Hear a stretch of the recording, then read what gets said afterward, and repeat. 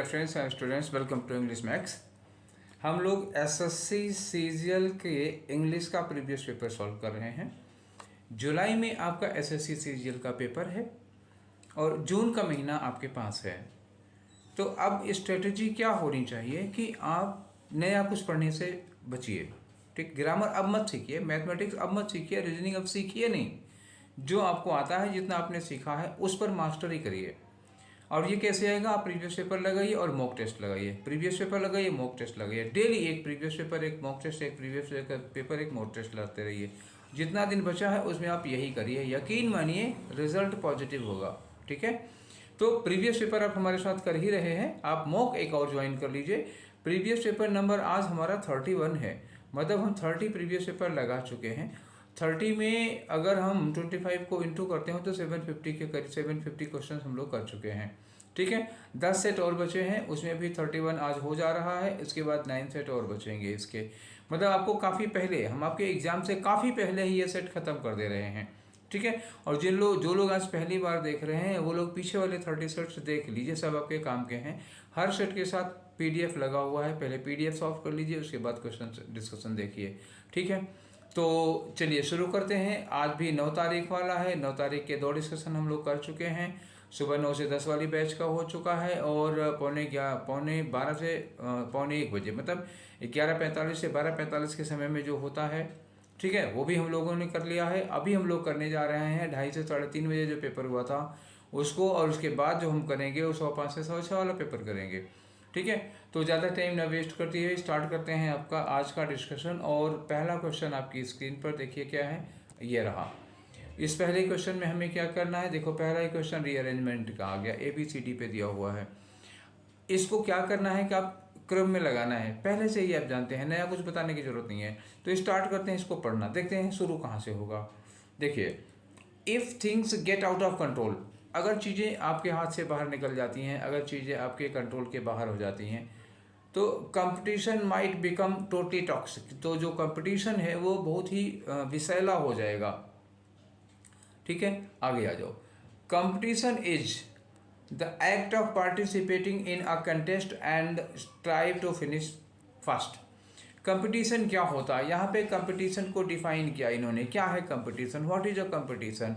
I think आप लोगों से ज़्यादा बेहतर कोई नहीं जानता होगा कि कंपटीशन क्या होता है। ठीक है, तो इसमें कंपटीशन को डिफाइन किया गया है और ये बताया गया है कि कंपटीशन क्या है। देखिए, कह रहे हैं कि competition is the act of participating in a contest. Competition होता है किसी भी कंटेस्ट में पार्टिसिपेट करने को कहते हैं, और the strive to finish first, और उसमें सबसे पहले ख़त्म करने को, सबसे पहले फिनिश करने को कंपटीशन कहते हैं। तो ये आई थिंक की डिफिनीशन है, डेफिनेशन सबसे पहले ही होनी चाहिए। This sentence be can be starter of the paragraph. ठीक, आगे लिखा है कंपटीशन इनेबल्स दोज। अब बता रहे हैं कि कंपटीशन करता क्या है, उन लोगों को इनेबल कर देता है who efficiently deal with enough to grow and realise their skill and talents. ठीक है, वो उन लोगों को और ज़्यादा इनेबल कर देता है, ये कंपटीशन का काम हो गया। लिखा है the essence of competition is placing oneself against one's contemporary. तो जो कंपटीशन का एसेंस है, जो मूल भाव है, वो ये है कि अपने आप को अपने कंटेम्पोरेरी के सामने खड़ा करना, and frequently against one self. ठीक है, और अपने आप भी, अपने भी खिलाफ खड़ा कर रहे हैं आप। तो ये आपका हो गया क्या, 4 के चारों सेंटेंस। अब इसमें पहले क्या होगा, तो यकीन मानिए बी पहले आ रहा है। ठीक है, क्योंकि बी में पूरे पैराग्राफ की थीम क्या है, पहले तो आप ये देख लीजिए कि पूरे पैराग्राफ की थीम क्या है इसमें। ठीक, मैं आपको इसको एक बार क्लियर करके दिखाता हूं। पूरे पैराग्राफ की थीम क्या है, कंपटीशन। ठीक, थीम है कंपटीशन की, और किसी भी चीज़ की शुरुआत कहाँ से होती है, उसके डेफिनेशन से। व्हाट इज कंपटीशन यहाँ डिफाइन किया गया है, तो बी में डिफाइन किया गया है, तो बी से स्टार्ट होगा। ठीक है, उसके बाद क्या होगा, बी के बाद बताएंगे कि उसका एसेंस, कंपटीशन का एसेंस क्या है। पहले इन्होंने कहा कंपटीशन होता है एक कंटेस्ट में भाग लेना और सबसे पहले उसको फिनिश करना। फिर बता रहे हैं कंपटीशन का एसेंस क्या होता है, उसका मूल तत्व क्या होता है, वो होता है कि अपने आप को अपने कंटेम्पोरेरी के सामने खड़ा करना। ठीक है, उसके बाद क्या आना चाहिए, अब कंपटीशन में क्या गुण होता है वो आपको क्या इनेबल कर देगा। अब ये जो ए वाला है ये हमेशा लास्ट में आएगा, क्योंकि तीनों में कंपटीशन के बारे में बताया जा रहा है, कंपटीशन क्या क्या है। और ए में बता रहे हैं, ए वाले में कि अगर चीज़ें आउट ऑफ कंट्रोल हो जाती हैं तो जो कंपटीशन है वो जहरीला हो जाता है, तो वो कंक्लूजन वाला सेंटेंस हो गया। ठीक है, तो बी पहले और ए लास्ट में होगा, ये बात 100% श्योर है। अब बीच में सी डी डी सी, अब सी डी डी सी हो सकता है, तो क्रम तो डीसी का ही है, सीडी भी अगर लगाएंगे तो चलेगा, कोई दिक्कत नहीं है, लेकिन होगा क्या, डीसी ही होना चाहिए। सबसे पहले बी और लास्ट में ए। इसमें ऑप्शन में एक ही ऑप्शन है जहाँ पर हमको सबसे पहले बी मिल रहा है। ठीक है, बी से स्टार्ट वाला केवल एक सेंटेंस है। ठीक है, समझ में आ गई बात, आगे बढ़ाएं, चलिए बढ़ते हैं। अब आते हैं आपके क्वेश्चन नंबर 2 पे। ठीक है, ये रहा आपका क्वेश्चन नंबर 2। क्वेश्चन नंबर 2 में क्या कह रहे हैं, कह रहे हैं आप साइनोनियम बताइए। किसका साइनोनियम, एनकाउंटर्ड का। एनकाउंटर का मतलब क्या होता है, जो आप न्यूज़पेपर में पढ़ते आ रहे हैं, एनकाउंटर की पुलिस ने एक क्या कहते हैं अपराधी का एनकाउंटर कर दिया, तो केवल वही एनकाउंटर नहीं होता है। एनकाउंटर मतलब होता है ना मुठभेड़। आपको ऐसा लग रहा होगा कि एनकाउंटर का मतलब होता है मुठभेड़, पुलिस का या अधिकारियों का या सुरक्षा कर्मियों का अपराधियों के साथ जो मुलाकात होती है उसमें गोलियां चल जाती हैं। ठीक है, लेकिन एनकाउंटर का केवल मतलब यही नहीं होता। एनकाउंटर का मतलब होता है हम जो कुछ भी फेस करते हैं, कोई हमसे मिल जाता है, हम कुछ भी फेस करते हैं, वो मुश्किलें भी हो सकती हैं, तो वो भी एनकाउंटर में आता है। ठीक है, तो आगे चलिए देखते हैं हम लोग इसको। यहाँ इसका देखिए कि इस सेंटेंस में एनकाउंटर का कोई साइनोनियम मिलता है क्या। तो many people have been experiencing. ठीक है, many people have been experiencing, ये लिखा, many people have been experiencing the starting of heat wave and some of them have avoided going outside their homes. बहुत से लोगों ने हीट वेव मतलब क्या हुआ, हीट वेव का मतलब लू चलना। ठीक, आप लोग तो समझ रहे होंगे, उत्तर भारत वाले होंगे तो अच्छे समझ रहे होंगे लू क्या होता है। ठीक, ये लू ऐसे लिखा जाएगा। ठीक है, लू चलना, तो बहुत सारे लोग लू को एक्सपीरियंस कर रहे होंगे, मतलब लू को फेस कर रहे होंगे। यहाँ एक्सपीरियंस करने का मतलब क्या होगा, बहुत से लोग लू को फेस कर रहे होंगे, और उनमें से बहुत से लोग घर से बाहर निकलने से अवॉइड कर रहे होंगे, इसको बचना हो तो। ठीक है, तो यहाँ एक्सपीरियंस करने के सेंस में। तो एनकाउंटर का मतलब होता है लू का सामना करना, लू का सामना करना मतलब एक्सपीरियंस करना, तो यही वाला आएगा आपका सिमिलर मीनिंग में। और स्टार्टिंग और अवॉइडेड और आउटसाइड तो यहाँ लगाने वाला नहीं है। ठीक है, तो स्टार्टिंग एक्सपीरियंस होगा, ये चौथे नंबर वाला हो गया। आगे बढ़ें, चलिए आगे बढ़ते हैं, हम लोग क्वेश्चन करते हैं नेक्स्ट। तो नेक्स्ट क्वेश्चन कौन सा है भैया, क्वेश्चन नंबर 3 आ जाएगा। क्वेश्चन नंबर 3 क्या है, इसमें आपको बताना है अप्रोप्रिएट मीनिंग किसका, अंडरलाइन वर्ड का। तो ये रहा अंडरलाइन वर्ड। अंडरलाइन वर्ड क्या है, ग्रीन हॉर्न। ठीक, सेंटेंस पढ़ लो फिर मैं इसका मतलब बताता हूँ। द न्यू इंटर्न, इंटर्न किसको कहते हैं, जो ट्रेनिंग ले रहा होता है। इंटर्न हर क्षेत्र में होता है। जैसे इंजीनियरिंग में क्या होता है, इंजीनियरिंग में 2-3 साल आप पढ़ाई करते हैं, जिस चीज़ की डिग्री लेते हैं, तो किसी फैक्ट्री में, जैसे मान लो आप मैकेनिकल के हैं, मैकेनिकल में आपने जो डिग्री ली है, जो डिप्लोमा किया है, उसके बाद किसी फैक्ट्री में जाएंगे तो 1-8 साल काम करेंगे, वहाँ सीखेंगे, जो आपने पढ़ा है उसको प्रैक्टिकली वहाँ पर किसी कंपनी में सीखेंगे, तो उसको कहते हैं इंटर्न करना, इंटर्नशिप होती है। उन स्टूडेंट्स को इंटर्न कहा जाता है। मेडिकल साइंस में भी जब आप 3 साल 4 साल MBBS कर लेते हैं, BHMS कर लेते हैं, BDS कर लेते हैं, तो किसी हॉस्पिटल में आपको ड्यूटी करनी पड़ती है, वहाँ सिखाते हैं सीनियरों के साथ में, उसको इंटर्न कहते हैं। ठीक है, मतलब क्या हुआ, जो प्रशिक्षु है, जिसको ट्रेनिंग दी जा रही है, उसको इंटर्न कहा जाता है। The new intern is green horn. Green horn का मतलब क्या हुआ, अनुभवहीन है, अभी सींग कच्ची है। हॉर्न का मतलब क्या हुआ, सींग। ठीक है, ये हो गई आपकी सींग।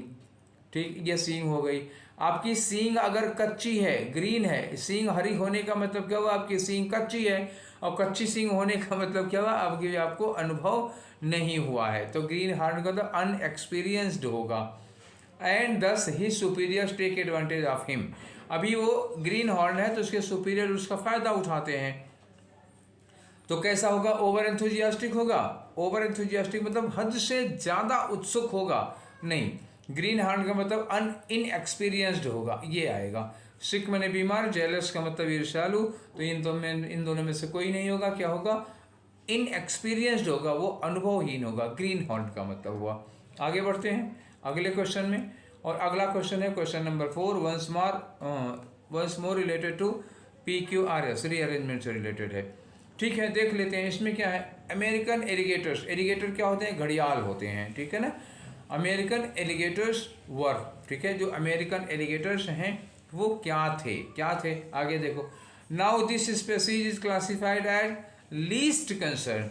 इस समय ये जो स्पेसी है, ये जो प्रजाति है, उसको लीस्ट कंसर्न मतलब सबसे कम एंडेंजर्ड या सबसे कम असुरक्षित वाली कैटेगरी में रखा गया है। लिखा है यहाँ पे लिस्ट। लिस्ट तो भाई कनेक्टेड होगी, बिना ऐसे तो हो नहीं सकती, किसी के साथ जुड़ी हुई लगेगी।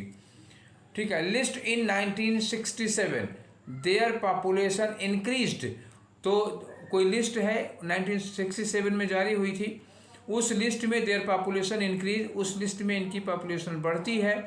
And once threatened by extension, अब यहाँ लिखा है थ्रेटेंड बाय एक्सटेंशन, यहाँ खतरा है उनको, और इस वाले में इनकी बढ़ रही है। ठीक है, यहाँ लगा बट, तो पहले खतरा होगा, बट क्या लगा, बट दे रहा है यूटर्न, बट के पहले खतरा है और बट के बाद इनकी स्थिति ठीक जा रही है।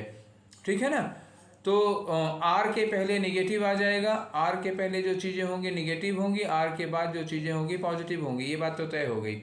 After being placed on the endangered species list, ये हो गया। After being placed on the endangered species list, तो यही है लिस्ट। एस के बाद क्या हो जाएगा, क्यू होगा। ठीक है ना, एस के बाद क्यू आएगा, पक्का है। तो कहाँ है एस क्यू, यहाँ तो है नहीं एस क्यू, यहाँ भी तो है नहीं एस क्यू, इसी में है एस क्यू और यहाँ पर है एस क्यू। ठीक है, दो में है आपका एस क्यू। तो देखिए एस क्यू क्या लगेगा, एस क्यू के पहले क्या लगेगा और बाद में क्या लगेगा। तो बचा हमारा केवल हमारे पास आर और पी बचा, तो आर से एंड कर नहीं सकते हैं। एक बार मैं इसको और क्लियर करके दिखा रहा हूँ। एस क्यू ये तय हो गया, एंडेंजर्ड स्पीसीज लिस्ट है, तो एस के बाद क्यू लगाना श्योर है, ये बात तय हो गई। अच्छा, अब बच क्या रहा है आपके पास एंड करने के लिए एस क्यू। अब देखो इसमें एस क्यू दिया नहीं है, इसमें एस क्यू दिया नहीं है। अब बचा आपके पास दो, आप दो बचे हैं, इसमें से एस से स्टार्ट करें पी से एंड करें, या एस से आर, अरे यार इसमें आर से स्टार्ट करें पी से एंड करें, या फिर एस से स्टार्ट करें आर से एंड करें। तो देखिए आर से एंड हो सकता है क्या, आर में लिखा है once threatened by extinction but है, तो आर के लास्ट में बट है, तो बट से एंड हो ही नहीं सकता। मतलब क्या हुआ, आर से एंड हो ही नहीं सकता है। अब हमारे पास एक ऑप्शन बचा हुआ है कि हम आर एस क्यू पी करें, और कोई चारा नहीं है। ठीक, समझ में आ गए। आर एस क्यू पी अगर पढ़ना चाहो तो पढ़ के देख लो। अमेरिकन एलिगेटर्स वर, अब आ जाओ किसमें, R. American alligators were once threatened by extinction, एक बार इनके विलुप्त होने का खतरा था, बट के बाद क्या हुआ, अब बट के बाद एस लगाओ। But after being placed on the endangered species list, जब इनको एंडेंजर्ड स्पीसीज लिस्ट में कर दिया गया, देयर पॉपुलेशन इंक्रीज, उनकी पॉपुलेशन बढ़ी, and now this species classified as least concern. और यहाँ एंड के बाद अब ये भी पॉजिटिव सेंस में आ रहा है, ये भी पॉजिटिव सेंस में आ रहा है, दोनों पॉजिटिव सेंस में आ रहे हैं, तो दोनों बाद में चले जाएंगे, बट के बाद चले जाएंगे।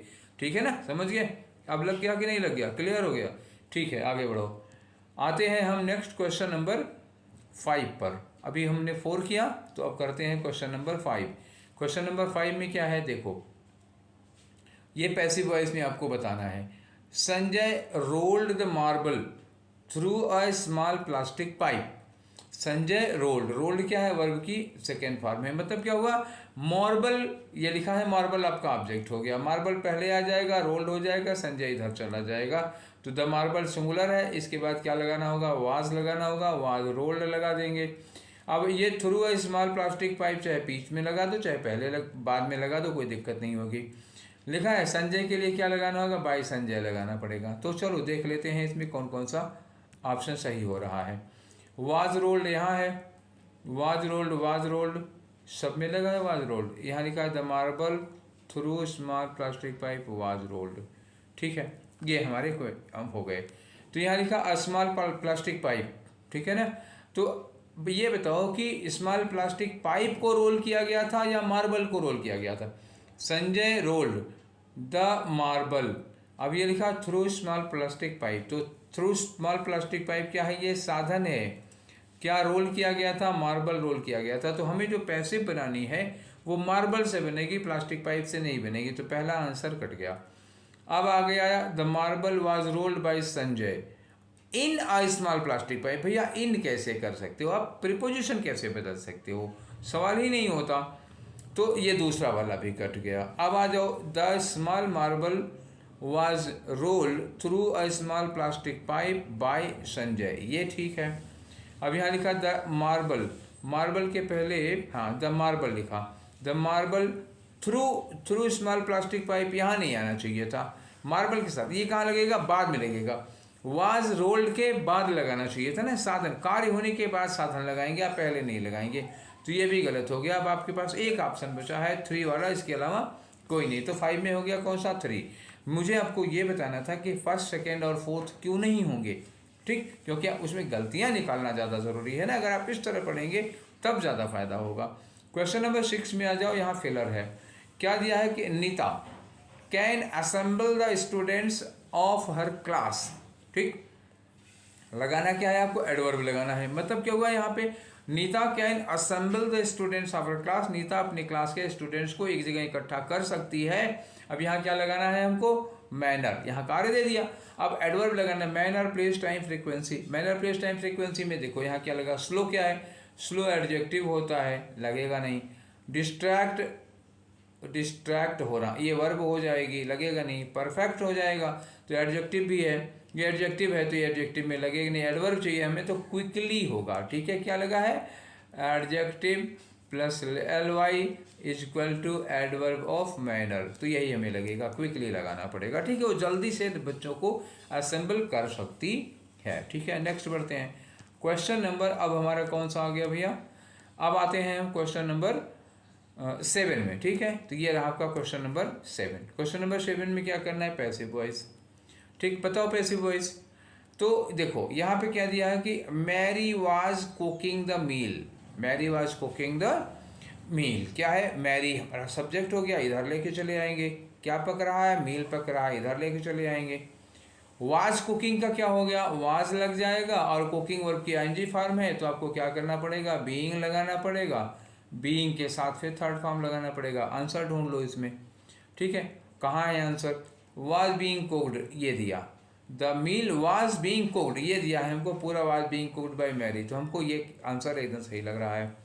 अब यहाँ देख दूसरे वाले में the meal was already being, already कहाँ से आ गया इसमें? वाज अबाउट टू कुक, ये अबाउट टू कहाँ लेके आ गए? Meal was being cooked by Mary, ठीक है। तो मील के साथ ये वर्ब क्यों लगेगा भैया? मील सिंगुलर सब्जेक्ट है तो इसके साथ वर्ब नहीं लगा सकते, प्लूरल, ठीक है। तो अब क्या लगा? फाइनली। वैसे भी फाइनल हो गया था कि पहला वाला सही है, दूसरा तीसरा चौथा में काट रहा था ताकि आपको यकीन हो जाए कि ये बिल्कुल नहीं हो सकते हैं। क्योंकि देखो सही आंसर पा जाना एक अलग बात होती है, अगर गलत आंसरों को आप छांट देते हैं तो that would be the best way, ठीक है। चलिए आगे बढ़ते हैं। आते हैं क्वेश्चन नंबर 8 पर, और ये रहा आपका क्वेश्चन नंबर 8, खाली जगह भरना है, ठीक। पढ़ के देखो जरा। She raised a dash, she raised a dash. अब यहाँ नीचे क्या दिया हुआ है? इडियम दिए हुए हैं, 4 इडियम यहाँ फिट करना है आपको। कब वो क्या खड़ा करती है? आगे देखो।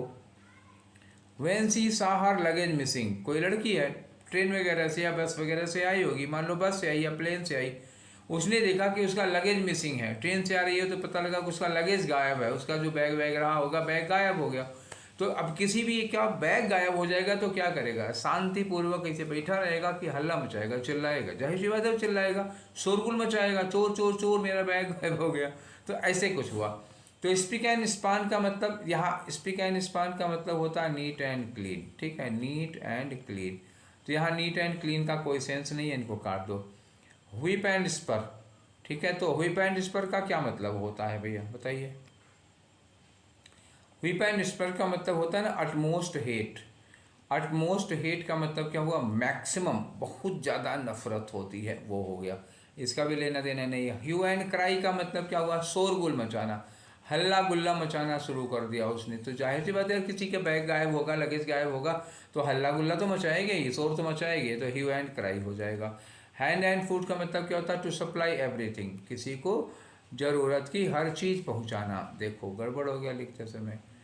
टू सप्लाई SUPPLY एवरीथिंग, ठीक है। जो जो ज़रूरत है, जिन चीज़ों की ज़रूरत है, सारी चीज़ें सप्लाई करना। तो ये भी यहाँ नहीं लगेगा, कहीं लगा लेना जब जहाँ ज़रूरत पड़ेगी। हो सकता है कल को यही सही में पूछ लिया जाए। अभी फ़िलहाल जो सिचुएशन है उसमें ह्यू एंड क्राई लगाना पड़ेगा और ये थर्ड वाला ऑप्शन आपका सही होगा। अब आ जाओ क्वेश्चन नंबर 9 में, ठीक है। तो क्वेश्चन नंबर 9 ये रहा आपकी स्क्रीन पर। करना क्या है इसमें, देखो सब्स्टिट्यूट कर सकते हो क्या, जो अंडरलाइन किया हुआ है पार्ट इसका, ठीक है। चलो पढ़ते हैं क्या लगाना होगा। We have only just enough money, हमारे पास केवल इतना पैसा है। ओनली जस्ट का मतलब क्या हुआ, कितना लगा हुआ है भैया। नाउन, ये मनी नाउन हो गया, एडजेक्टिव हो गया, ये एडवर्ब हो गया, ये एडवर्ब के पहले भी एडवर्ब लग गया। We have only just enough money, हमारे पास केवल उतना ही पर्याप्त पैसा है। To live on now, to live on now मतलब इस समय है जिंदा रह सकते हैं। And if my husband loses his job, अगर हमारे हस्बैंड की जॉब चली जाए तो हमारी हालत ख़राब हो जाएगी।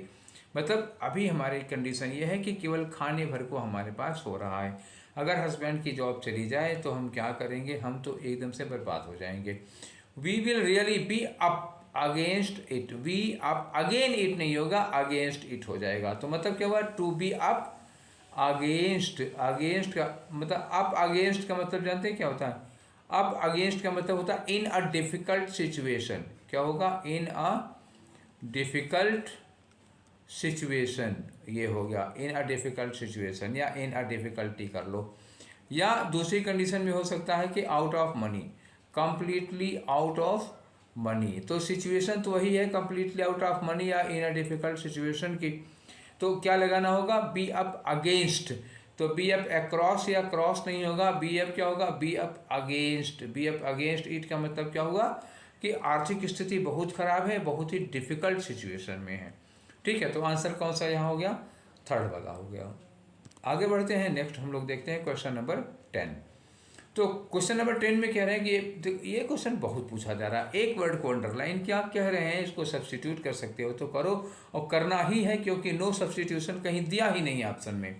बदलना ही बदलना है, इसका मतलब कि वो गलत है ही है, ठीक। तो चलो पढ़ के देखते हैं इसमें क्या गलती है, बिना पढ़े तो गलती मिलेगी नहीं भैया। स्टार्ट करो। तो blind by the dust storm, dust storm मतलब एक मतलब धूल भरी आंधी आई थी, बहुत ज़्यादा धूल थी जिसमें दे फेल इनटू डिजास्टर। मतलब क्या हुआ, कुछ लोग थे जा रहे थे, बहुत ज़्यादा धूल भरी आंधी आई और वो मुसीबत में पड़ गए। फेल इनटू डिजास्टर का मतलब क्या हुआ, मुसीबत में पड़ गए बेचारे, मतलब आंखों में धूल पड़ गई तो उनको दिखाई नहीं दे रहा है। अब यहाँ लिखा है कि ब्लाइंड बाय डिजास्टर। अब बाय लिखा है, बाय आ स्टॉर्म, मतलब मैं थोड़ा लिख रहा हूँ। तो अब बाय स्टॉर्म कहने का मतलब क्या हुआ, बाय स्टॉर्म कहने का मतलब हुआ कि इधर का जो स्ट्रक्चर है वो पैसिव वॉइस में होगा। मतलब क्या हुआ कि देवर ब्लाइंड नहीं, तब क्या होगा, ये वर्ब की थर्ड फॉर्म होनी चाहिए। तो ये हो गया क्या, देवर ब्लाइंडेड बाय स्टॉर्म। उसके बाद दे फेल इनटू डिजास्टर। तो देवर ब्लाइंडेड, यहाँ पे क्या होगा, देवर यहाँ से हटा दिया गया है, एडजेक्टिव के फॉर्म में ब्लाइंड को लगाया गया है। तो ब्लाइंड को एडजेक्टिव के फॉर्म में लगाओगे तो क्या हो जाएगा, ब्लाइंडेड हो जाएगा। पास्ट पार्टिसिपल बनाना होगा, यहाँ एडजेक्टिव नहीं लगाओगे बल्कि वर्ब की थर्ड फॉर्म की जो पास्ट पार्टिसिपल होती है एडजेक्टिव के उस फॉर्म को यूज करना है। क्यों, क्योंकि यहाँ बाय अ डस्ट स्टॉर्म लिखा है, यानी कि हमारी वर्ब जो होगी वो पैसिव वॉइस के स्ट्रक्चर में होगी, तो ब्लाइंडेड होना चाहिए। और ये रहा चौथा option, blinded bye dust storm, ठीक है, पैसिव के स्ट्रक्चर में रखेंगे। समझ में आ गई ना बात, आगे बढ़ते हैं, ठीक है। अब आते हैं क्वेश्चन नंबर 11 पर। तो क्वेश्चन नंबर 11 में पूछ क्या रहे हैं, incorrectly spelled word. Incorrectly spelled word pollen, pollen का मतलब क्या होता है, पराग, जो फूलों में पराग वराग होता है उसको कहते हैं पराग। तो ये तो स्पेलिंग सही है, तो मतलब आंसर नहीं होगा। माउसी, इसकी भी स्पेलिंग सही है तो ये भी आंसर नहीं होगा। माउसी का मतलब क्या होता है बच्चा, ये माउसी है, मौसी मत समझिएगा नहीं तो सोचेंगे मौसी मत तो मम्मी की बहन। ये एक्चुअली किससे बना है पता है ना, ये है माउस। माउस में जब उसको एडजेक्टिव बनाना था तो ई जो लगा था, इसी ई को वाई बना दिया, माउसी हो गया। माउसी का मतलब क्या हुआ, एक कहानी सुनो। माउसी मतलब एक चूहा था और किसी जंगल में एक शेर था और एक चूहा था। तो एक दिन मतलब शेर सो रहा था, गहरी नींद में सो रहा था, चूहा आया उसके शरीर पे दौड़ना शुरू कर देता है। थोड़ी देर में शेर की नींद खुल जाती है। उसने पंजे में चूहे को पकड़ा, यूं उठाया, उसने कहा कि अब मैं तुमने मुझे जगाया, मुझे भूख लगी, मैं तुम्हें खाऊंगा। तो चूहा बेचारा गिड़गिड़ाया, हाथ पैर जोड़ा, मुझे खा के तो आपका पेट नहीं भरेगा, क्या होगा, कहीं किसी कोने का तो नहीं होगा, आपके शरीर में मूंगफली के दाने जैसा होगा, मुझे छोड़ दीजिए, कभी आपके काम आऊँगा। तो चूहा जिस भाव से देख रहा होगा शेर को, जान बचाने के लिए आंखों में क्या होगी, आंखों में दया मतलब याचना भरी होगी। तो निगाहें कैसी होंगी उसकी, उसकी निगाहें होंगी ना कातर निगाहें। कातर निगाहें क्या होती हैं, दया करो मुझ पर, पिटिएबल कंडीशन में होगा। तो वही होता है मौसी। मौसी ना समझिएगा इसको, ठीक है। तो दो हमने बता दिया आपको, ठीक है। ऐसे कभी कभी वर्ड आ जाते हैं ना जो मतलब जानना जरूरी। कल को यही क्वेश्चन पूछ लिया गया तो क्या करोगे। अब तीसरा वर्ड है क्वीवर। तो क्वीवर की स्पेलिंग गलत है, दैट मीन्स कि आंसर सही होगा। तो क्वीवर में क्या होता है, QUI होता है भैया, और VER होता है, तो QUI होगा, ये गलत हो गया था। क्वीवर का मतलब क्या होता है, ट्रेम्बल होता है, कांपना, जैसे आप डर के मारे थर थर थर थर कांप रहे हैं, वो हो गया। आ गया क्वासी। क्वासी का मतलब होता है, ये फिजिक्स में होता है ना कुछ आभासी टाइप का, जिसको कहते हो वही है क्वासी, ठीक है। तो हमको इनकरेक्ट स्पेलिंग देखनी थी और हमको मिल गई। आगे बढ़ते हैं हम लोग अपने क्वेश्चन पे, अगले क्वेश्चन पे। और ये रहा आपका क्वेश्चन नंबर 12। और इसमें क्या कर रहे हैं, वन वर्ड सब्सटीट्यूशन बताना है किसका, इतना, मर्डर ऑफ एन इन्फेंट। आहा, मर्डर ऑफ एन इन्फेंट। तो मैं किलर वर्ड्स, आपको याद होगा, आप इसी वीडियो के, ये जो वीडियो है इसके डिस्क्रिप्शन बॉक्स में जाइए या चैनल पर जाइए और डालिए उस पर किलर वर्ड्स, ठीक है। किलर वर्ड्स डालेंगे तो आपको ढेर सारे वर्ड मिलेंगे। उसमें सब यही वाले वर्ड हैं, साइड वाले, CIDE, किसकी हत्या करने को क्या कहते हैं, ठीक है, CIDE, ठीक। तो किलर वर्ड्स आप ढूंढ डालिए, पढ़ डालिए, एक बार में देखिए सारे के सारे किलर वर्ड मिल जाएंगे आपको। आप कहेंगे तो मैं आपको PDF भी दे दूंगा, लेकिन उसके लिए आप मांगेंगे तब, मतलब क्यों नहीं देता, पहले आप वीडियो को देखेंगे, 2 3 4 वर्ड देखेंगे, आपको लगेगा कि हमें ज़रूरत है, तो आप हमको मैसेज करेंगे कि सर PDF दे दीजिए, मैं PDF आपको दे दूंगा, ठीक है। लेकिन ऐसे नहीं देता, क्योंकि मतलब क्यों दूँ, जब आप पढ़ेंगे नहीं तो क्यों दूंगा, जब वो जो पढ़ेगा उसको देंगे, ठीक है। तो आगे बढ़ो। इन्फेंट मतलब क्या होता है, नवजात शिशु, मतलब पैदा होने से 6 महीने तक के बच्चे को नवजात कहा जाता है।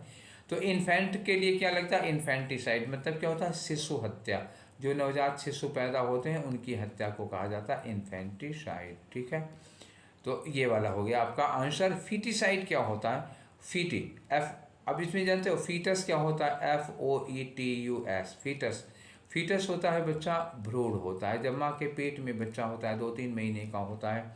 तो कुछ लोग उसके फीटस के लिंग की जांच करा लेते हैं, लड़का है कि लड़की है, उसके बाद उसको अबार्ट करा देते हैं, उसकी हत्या करा देते हैं, तो उसको हम लोग कहते हैं फेटिसाइड। फेटिसाइड का मतलब क्या होता है, भ्रूण हत्या होती है, ठीक है। सेक्रीफाइस का मतलब होता है अपनी प्राणों की बाजी लगा देना, बलिदान देना खुद को, ठीक है। अब ये फीटिसाइड, जो फेटिसाइड लिखा हुआ है ये भी वही है फीटिसाइड, मतलब ये 4 वाला और जो 2 वाला दोनों एक ही है, सेम में वर्ड है, दो अलग अलग स्पेलिंग दी है, कहीं फेटिसाइड होता है FETI, कहीं पर FOETI होता है, दोनों सेम वर्ड है।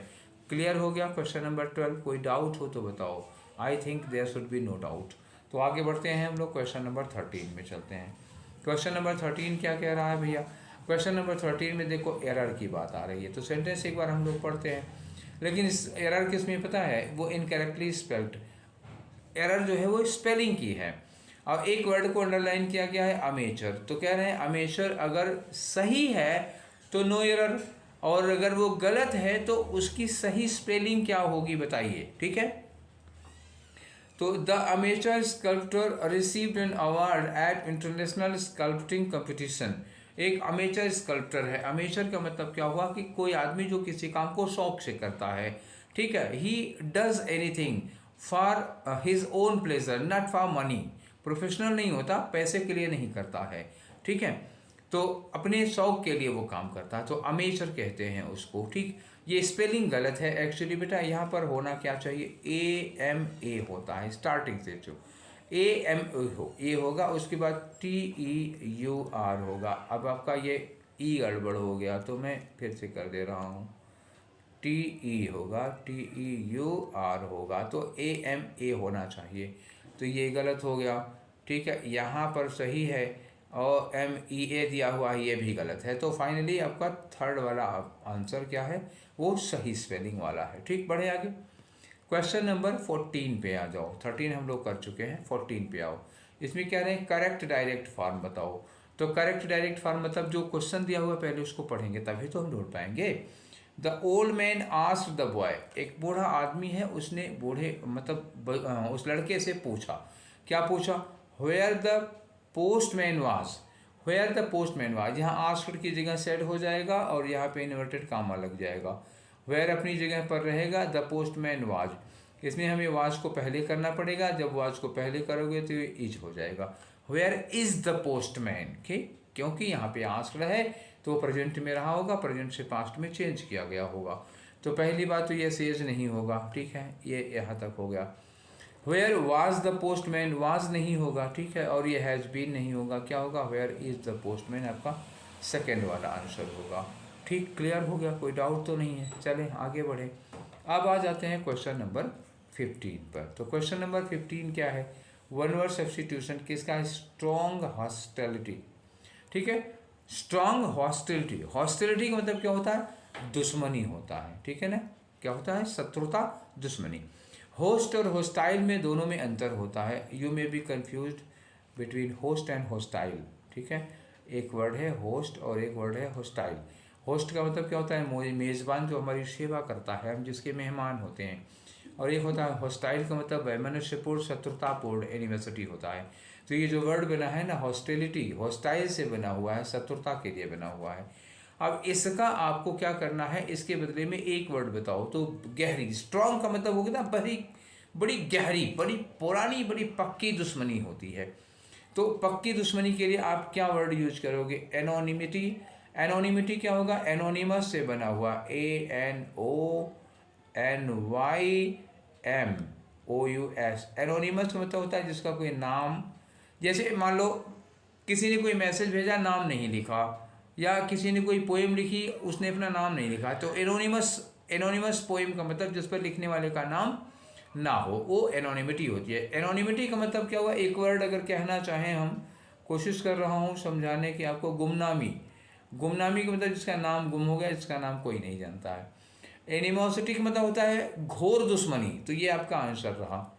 स्ट्रॉन्ग हॉस्टिलिटी का ये आंसर रहा, एनिमोसिटी हो जाएगा, घोर दुश्मनी। कॉमिटी का मतलब होता है शिष्टाचार, एटिकेट वर्ड आप जानते होंगे, शिष्टाचार शायद ना जानते हो। एटिकेट अच्छा वर्ड होता है। तो एटिकेट मतलब जो हम तौर तरीके अपनाते हैं, thank you, sorry, very good, इस तरह जो बोलते हैं वो वाले होते हैं। एनिमलिस्टिक, तो ये वर्ड किससे बना है, इसका रूट है एनिमल, ठीक है। एनिमल मतलब क्या हुआ, जानवर, और एनिमलिस्टिक एडजेक्टिव बना गया तो इसका मतलब क्या हुआ, पशुवत। पशुवत का मतलब क्या होता है, जब कोई आदमी जानवरों जैसा है या जानवरों जैसा बर्ताव करता है तो उसको हम लोग कहते हैं एनिमलिस्टिक एटीट्यूड या एनिमलिस्टिक बिहेवियर हो गया, पशुवत, जानवरों की जैसा बर्ताव करना, ठीक है। तो ये हो गया 15। अब आते हैं हम लोग, चलते हैं क्वेश्चन नंबर 16 पे। तो आ जाओ भैया 16 पे, ये रहा 16 नंबर। आपको इसमें क्या करना है, साइनोनियम बताना है, किसका बताना है, चेरी का। अब चेरी पहले पढ़ लो, मतलब निकालो, तभी तो साइनोनियम पाओगे। द फॉरेन कंपनी, कोई विदेशी कंपनी है, is cherry of investing in Africa, कोई विदेशी कंपनी है जिसको अफ्रीका में इन्वेस्ट करने में वो क्या हो रही है, थोड़ी सतर्क हो रही है, ठीक है। तो चेरी का मतलब क्या होता है, बहुत सतर्क रहना, बहुत ही विजिलेंट रहना, बहुत ही एक्टिव, कहीं हमारा नुकसान ना हो जाए। तो चेरी मतलब हो गया सतर्क। सतर्क के लिए कौन सा वर्ड लोगे आप, कासस लोगे, ये वाला है कासस, ठीक है, ये आपका साइनोनियम हो गया। कॉन्फिडेंट का मतलब क्या हुआ, हमें किसी पर बहुत ज़्यादा यकीन है, बहुत ज़्यादा भरोसा है। कीन और फर्वेंट दोनों का मतलब क्या होता है, हमें इस चीज़ की बहुत ज़्यादा उत्सुकता है। तो उत्सुकता का सेंस नहीं था, यहाँ पर क्या था, सतर्कता का सेंस था, तो कॉशस आपका आंसर होगा। बढ़ते हैं आगे क्वेश्चन नंबर 17 पे। तो 17 में खाली जगह भरो। कोलोकेशन है, कोलोकेशन के मतलब वो करीब सारे वर्ड फिट लगेंगे आपको, मोस्ट फिट कौन होगा वो लगाना है। कह रहे हैं ऑफकोर्स, यकीनन, we agree with the major, we agree with that major. Major का मतलब क्या हुआ, उपाय। ऑफकोर्स, यकीनन हम इस उपाय से सहमत हैं। इट इज़ डैश सेंसिबल, ये क्या है, ये काफ़ी सेंसिबल है। सेंसिबल का मतलब क्या हुआ, समझदारी, तो ये काफ़ी समझदारी भरा उपाय है, ये समझदार से रिलेटेड होता है। तो अब ये बताओ कि ये परफेक्टली सेंसिबल है, बताओ परफेक्टली। अब ये क्या होना क्या चाहिए, यहाँ पे कोई पॉजिटिव वर्ड आना चाहिए, क्योंकि जब आप उससे सहमत हो, कोई उपाय है तो जिससे आप सहमत हो, कोई राय है, कोई सलाह है, कोई उपाय है, कोई तरीका है, अगर आप उससे सहमत हैं और आप ये कह रहे हैं कि ये बहुत ही समझदारी पूर्ण है, तो इसका मतलब ये पॉजिटिव सेंस में जाना चाहिए। तो परफेक्टली तो पॉजिटिव सेंस में जा रहा है, हार्डली निगेटिव सेंस में जा रहा है तो होगा नहीं, स्लाइटली निगेटिव सेंस में जा रहा है ये भी नहीं होगा, पार्शियली मतलब आंशिक रूप से ये भी निगेटिव सेंस में ये नहीं आएगा, तो मतलब कि वह परफेक्टली पूरी तरह से सेंसिबल है, तो हम परफेक्टली लगाएंगे, that would be better than our other options. ठीक है, तो चलिए बढ़ते हैं आगे हम लोग क्वेश्चन नंबर 18 में। 18 में क्या करना है आपको, साइनोनिम बताना है किसका, एंगर का। एंगर का मतलब क्या होता है, गुस्सा। अब गुस्सा, अब ये तो जानते हैं, ये गुस्से का साइनोनिम बताओ। गुस्से का साइनोनिम क्या होता है, फ्यूरी हो सकता है, रेज हो सकता है, RAGE रेज हो सकता है, ये दोनों क्या होता है, गुस्सा के लिए होते हैं। तो देखो यहाँ कंफर्ट का मतलब राहत, ये अपोजिट में आ जाएगा, ये नहीं होगा। प्लेजर मतलब खुशी, ये एंटोनिम हो जाएगा, अपोजिट हो जाएगा। फ्यूरी मतलब गुस्सा हो गया, ये सही लग गया आपका। एगोनी का मतलब क्या होता है, दुख होता है, ठीक है, दुख या कष्ट मानसिक के लिए खास तौर से लगता है। तो साइनोनिम क्या हो गया, एंगर का फ्यूरी हो गया, तीसरा ऑप्शन हो गया। आगे बढ़ लेते हैं क्वेश्चन नंबर 19 की ओर। तो क्वेश्चन नंबर 19 में क्या कर रहे हैं, आपको बताना है एंटोनिम किसका, अंडरलाइन, ये अंडरलाइन वर्ड दिया हुआ है, इसका एंटोनिम बताओ। तो क्वेश्चन आप जब तक पढ़ेंगे नहीं सेंटेंस को, तब तक उसका एग्जैक्ट मीनिंग समझ में नहीं आएगा। The soldiers were resolute, irresolute, sorry, the soldiers were irresolute and so they won the war, they won the war, इसलिए वो युद्ध को जीत लिए। अगर वो युद्ध को जीत लेते हैं तो irresolute नहीं होंगे, जाहिर सी बात है। For the infantry and the country, infantry और कंट्री दोनों के लिए उन्होंने युद्ध को जीत लिया। रिजल्ट है युद्ध जीतने का, और जो सोल्जर्स की विशेषता बताई जा रही है वो निगेटिव जा रही है, तो irresolute तो बिल्कुल नहीं होगा। देखो मैं आपको पहले मतलब बता दूं रेजोल्यूट का क्या होता है। रेजोल्यूट का मतलब होता है एकदम से दृढ़। दृढ़ का मतलब क्या हुआ, अपने इरादे पर अटल थे ये लोग, ठीक। तो ये आना चाहिए था, यहाँ पर रेजोल्यूट आना चाहिए था। अगर इरेजोल्यूट आ जाएगा तो इसका मतलब क्या होगा, इरेजोल्यूट तो अपोजिट हो गया, मतलब क्या हुआ, लूज थे, अपने इरादे पर, अपने संकल्प पर दृढ़ नहीं थे, बल्कि उनका संकल्प लचीला था। इरेजोल्यूट का मतलब हो जाएगा। तो अब युद्ध जीतेंगे कैसे, इसका मतलब ये रेजोल्यूट हमको नहीं लगाना है, हमको रेजोल्यूट टाइप का कोई वर्ड लगाना है। अच्छा, वेरिएंट का मतलब क्या हुआ, वेरिएंट मतलब अलग अलग प्रकार के हो जाता है, तो यहाँ प्रकार से तो कोई सेंस है नहीं, डिसिसिव होगा। डिसिसिव मतलब एकदम निर्णायक, दृढ़, अपनी बात पर निश्चय करके बैठे हुए थे, तो ये वर्ड लग सकता है, क्योंकि डिसिसिव का मतलब हो गया रेजोल्यूट। डिफॉल्ट का मतलब क्या होता है, डिफॉल्ट मतलब कोई कमी होती है, और हार्श का मतलब क्या होता है, बहुत ही तीव्र होता है, बहुत ही कर्कश होता है, वो भी निगेटिव सेंस है। तो आपका जो आंसर होना चाहिए इस क्वेश्चन का, that would B decisive. Clear, बात समझ में आ गई। ठीक है, आगे बढ़ते हैं, क्वेश्चन नंबर 20 में चलते हैं। तो क्वेश्चन नंबर 20 में क्या करें, एक ग्रामेटिकल एरर पूछ रहे हैं। लिखा है the wedding gown, wedding gown मतलब शादी वादी में जो लोग गाउन पहनते हैं, लुक्ड डिसेंटली। वेडिंग गाउन जो है वो बहुत ही डिसेंट दिख रहा था, बड़ा ही मतलब शालीन, बड़ा सोबर, ठीक है, दिख रहा था। अब ये बताओ कि ये जो लुक है ये गुण बता रहा है या कार्य। देखिए एक दो लुक होते हैं, एक लुक का मतलब क्या होता है, देखना, ठीक, एक लुक का मतलब क्या होता है, देखना, और एक लुक का मतलब क्या होता है, दिखना या लगना। ठीक, जैसे हम कहें कि they are looking at me, they are looking at me मतलब वो मुझे देख रहे हैं, ठीक है, तो ये देखना एक्शन हो जाता है। और दिखना मतलब क्या हुआ कि सी लुक्स वेरी ब्यूटीफुल, वो बहुत सुंदर दिखती है, तो ये लुक्स हो गया, तो ये दिखना वाला हो गया। इसके बाद जो हम लोग लगाते हैं ना वो एडजेक्टिव लगाते हैं, और देखने के बाद जो लगाते हैं वो एडवर्ब लगाते हैं। अगर कोई देख रहा है तो he is looking at me decently, वो बड़ी शालीनता से मुझे देख रहा है।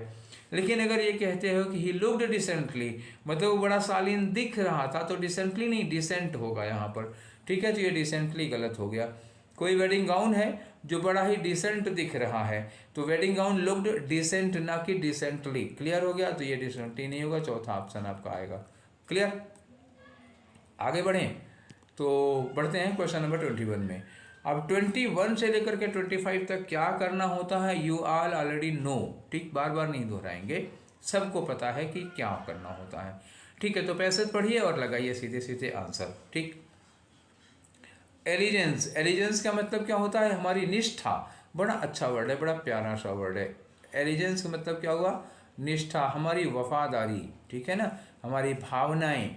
तो हमारी जो निष्ठा होती है, allegiance to one's favourite team, जो किसी की फेवरेट टीम के प्रति आपकी निष्ठा होती है, वो क्या होती है, is something that sports fans, ये ऐसी चीज़ है जो कि स्पोर्ट्स के जो फ़ैन होते हैं, मतलब खेल के, जैसे आप क्रिकेट के फ़ैन हो सकते हैं, फुटबॉल के फ़ैन हो सकते हैं, बैडमिंटन के fan, what ever type of game आप किसी के फ़ैन हो सकते हैं। जो स्पोर्ट्स के फ़ैन होते हैं वो क्या करते हैं, dash over a period of time, तो वो क्या करते हैं, अपने अंदर पैदा करते हैं। जैसे आपको किसी पर्टिकुलर टाइप के खेल से बहुत ज़्यादा लगाव है, तो उस खेल के प्रति आपकी निष्ठा जुड़ती चली जाती है। और जो स्पोर्ट्समैन के फैंस होते हैं, स्पोर्ट्स के फैंस जो होते हैं, वो अपने अंदर इस तरह की निष्ठा बढ़ा लेते हैं, डेवलप कर लेते हैं। ठीक है ना, समझ में गए? तो इन्फर का मतलब क्या होता है, इन्फर मतलब अनुमान लगाना, डेवलप का मतलब अपने अंदर वो चीज़ डेवलप कर लेते हैं, तो यही वाला लगेगा। क्रैव का मतलब क्या होता है, किसी चीज़ की आपके अंदर बड़ी बुरी तरह लालसा हो रही, कोई चीज़ पाने के लिए आप बहुत बुरी तरह छटपटा रहे हैं कि काश हमको ये चीज़ मिल जाती। ठीक, और डिफर का मतलब क्या होता है, पोस्टपोन करना, किसी चीज़ को टालना होता है, आज करें, नहीं कल कर लेंगे, अरे बहुत टाइम है, परसों कर ले। तो इस तरह का जो काम करते हैं, पोस्टपोन करते जाते हैं, पुट ऑफ करते जाते हैं अपने कामों को, उसको डेफर कहा जाता है। तो यहाँ डेफर भी नहीं लगेगा, और ना तो क्रेव लगेगा, ना तो इन्फर लगेगा। क्या लगेगा, एक ही चीज़ है, हम किसी स्पोर्ट्स के प्रति अपना एलिजेंस, अपनी निष्ठा डेवलप कर लेते हैं by the period of time. थोड़ा जैसे जैसे समय बीतता जाता है तो उस खेल के प्रति हमारी निष्ठा डेवलप हो जाती है। ठीक है, और आगे पढ़ते हैं। ये तो हमें पहले पढ़ना था, हम पहले लगा ही दिए। अच्छा, ये दिख रहा था सामने ना, तो लालच आ जाती है। ठीक है, आगे लिखा कि they are so attached to their favourite teams, वो लोग जो स्पोर्ट्स फैंस होते हैं वो अपने आप को इतना ज़्यादा अटैच कर लेते हैं अपनी फेवरेट टीम के साथ कि they could display dash emotion, तो वो एक डैश तरह का इमोशन दिखाने लगते हैं। They could display dash emotion, so वो इस तरह का इमोशन दिखाने लगेंगे। Not just during the course of match, ऐसा नहीं कि केवल मैच के समय वो ऐसा इमोशन दिखा रहे हैं, but much after the actual event is over. मान लो वर्ल्ड कप चल रहा है, तो वर्ल्ड कप के दौरान तो वो पगलाए से रहते ही हैं, वर्ल्ड कप बीत जाने के बाद पागलपन और चढ़ जाता है सिर पे। तो ऐसा कोई इमोशन यहाँ पर डेवलप करेंगे, मतलब बहुत हाई फाई, बहुत ज़्यादा बड़ा इमोशन होगा। दिस फेना मतलब क्या हुआ, ये नज़ारा dash common across the world, मतलब हालांकि ये नज़ारा तो पूरी दुनिया में कॉमन है, पूरी दुनिया में देखने को मिलता है, लेकिन ये मोर सीन, ये कुछ ज़्यादा देखने को मिलता है कैसे कंट्रीज में, ब्राज़ील है, इंडिया है, यूएस है और यूके है, इंडिया भी शामिल है। इंडिया में भी स्पोर्ट्स के पागल दीवाने हैं। ठीक है ना, तो ये नज़ारा यहाँ ज़्यादा देखने को मिलता है। तो इस सेंटेंस में थोड़ा सा विरोध हो रहा है। इन्होंने कहा कि हालांकि ये फेनामेना पूरी दुनिया में है, लेकिन ब्राज़ील, इंडिया, यूएस और यूके जैसे देशों में कुछ ज़्यादा पाया जाता है। सेंटेंस विरोधी है, तो यहाँ पे जो थर्ड नंबर पे यहाँ क्या लगाएंगे, हाउएवर, ऑल दो इस तरह का कोई वर्ड लगा लेंगे। आगे लिखा है कि where the favourite sport may not be the same in each of these nations. ठीक है, हालांकि सबका फेवरेट स्पोर्ट सेम नहीं हो सकता। जैसे मुझे क्रिकेट पसंद है, आपको फुटबॉल पसंद हो सकता है, किसी को क्रिकेट पर, किसी को वॉलीबॉल पसंद हो सकता है, किसी को हॉकी पसंद हो सकती है। ठीक है, हालांकि मेरा फेवरेट जो गेम है वो फुटबॉल है, क्रिकेट नहीं है। आगे लिखा, in spite of this craze and hysteria, craze का मतलब वही सनक, इस सनक और हिस्टीरिया मतलब भी वही सनक हो, इस हिस्टीरिया और सनक के बावजूद sports has dash a long way. ठीक है, स्पोर्ट्स मतलब बहुत आगे तक सफ़र तय कर चुका है। It is accepted as one of the world's most best pastime ever, ये स्पोर्ट्स को दुनिया का सबसे अच्छा मनोरंजन का साधन माना जाता है। पास टाइम का मतलब क्या हुआ, मनोरंजन का साधन माना जाता है। तो चलिए अब हम लोग भरना शुरू करते हैं, और पहला हम भर चुके हैं। पहले में क्या लगेगा, हम जो स्पोर्ट्स फैन होते हैं अपने फेवरेट स्पोर्ट्स के प्रति एक एलिजेंस मतलब क्या हुआ, एक निष्ठा डेवलप कर लेते हैं। यहाँ सबसे सुटेबल ऑप्शन डेवलप था। आगे बढ़ते हैं क्वेश्चन नंबर 22 की ओर। तो क्वेश्चन नंबर 22 आ जाओ। 22 में क्या हुआ, ये सेकंड फिलर है। ये आपको क्या लगाना था यहाँ। तो ऐसे लोग जो इस तरह का अटैचमेंट डेवलप कर देते हैं, तो they are so attach to their favourite team, अपनी फेवरेट टीम के साथ ये इतना ज़्यादा अटैच होते हैं कि they could display dash emotion, ये इस तरह का इमोशन दिखाते हैं, ना केवल मैच के दौरान बल्कि मैच के ओवर हो जाने के बाद भी दिखाते हैं। तो कैसा इमोशन होगा भाई बताओ। ड्रेड इमोशन होगा, ड्रेड मतलब हो गया डर, ठीक है। और हरीड इमोशन जल्दबाजी वाला होगा, वैरीड मतलब होता अलग अलग तरह के इमोशन, कंक्रीट मतलब बहुत ही ठोस।